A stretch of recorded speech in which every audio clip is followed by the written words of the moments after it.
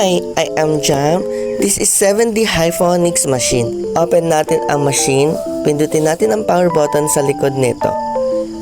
Then, gamitin natin ang susi para sa on and off ng machine.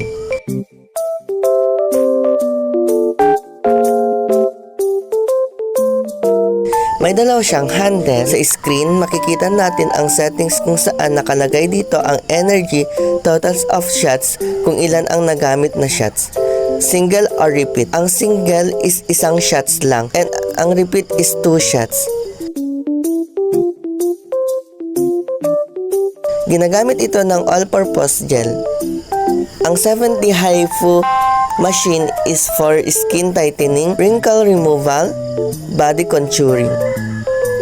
So, meron po siyang cartridge. Ito po ay ang 1.5mm, 3.0mm, 4.5mm.